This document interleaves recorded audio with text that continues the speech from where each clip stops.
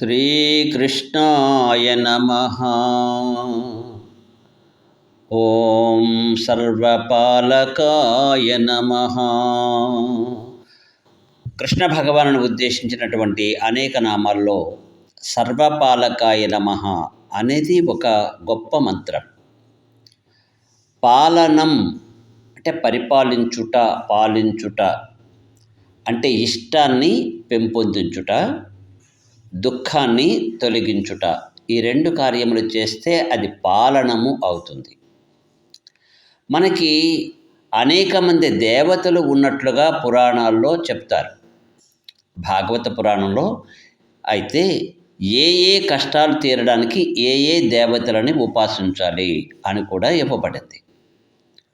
మంత్రశాస్త్రాల్లో వీటిల్లో అన్నిటిలో కూడా ఇదిగో ఈ దేవతను ఉపాసిస్తే ఈ ప్రయోజనం సిద్ధిస్తుంది, సంతానం కావాలంటే ప్రజాపతులని ఉపాసించండి, ధనము కావాలంటే అగ్నిని, ఐశ్వర్యం కావాలనుకుంటే ఇంద్రుడిని లేక ఈశ్వరుడిని, జ్ఞానము కావాలంటే రుద్రుడిని లేక హయగ్రీవుడిని, ఇలా రకరకాల దేవతలని ఆరాధించమని మనకు కనిపిస్తూ ఉంటుంది.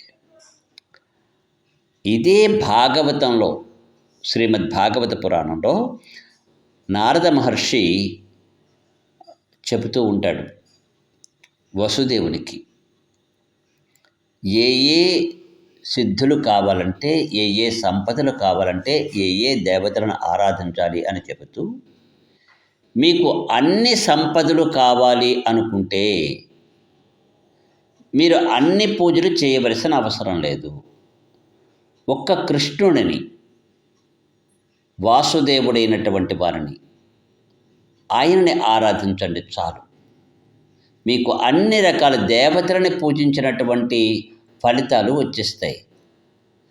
అన్ని రకములుగా పాలించేటటువంటి వాడు శ్రీకృష్ణుడే.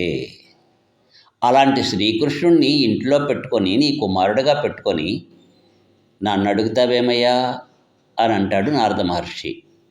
దీనిని బట్టి మనకు అర్థమేమైంది?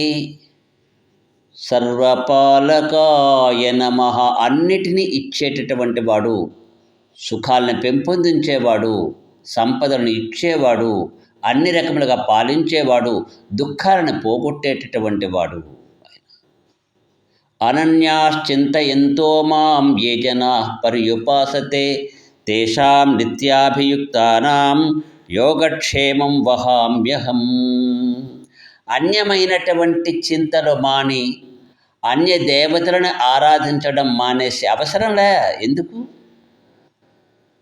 అనన్యమైనటువంటి ఆలోచనతో ఒక్కడే పరమాత్మ కృష్ణ భగవానుడే అని ఆశ్రయించినట్లయితే,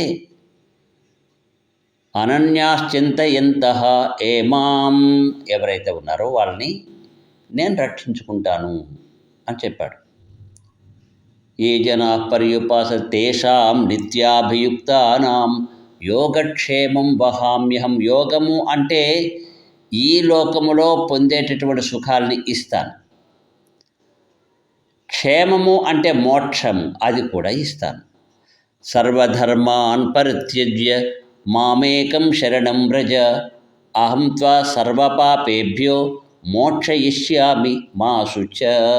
అన్ని ధర్మాలని ఆచరించండి, కానీ మేము ఆచరిస్తున్నాం, మా కోసం ఆచరిస్తున్నాం అనే భావం విడిచిపెట్టండి. మాం ఏకం శరణం వ్రజ, నన్ను ఒక్కడిని శరణు కోరండి. అహం త్వా సర్వపాపేభ్యో మోక్షయిష్యామి.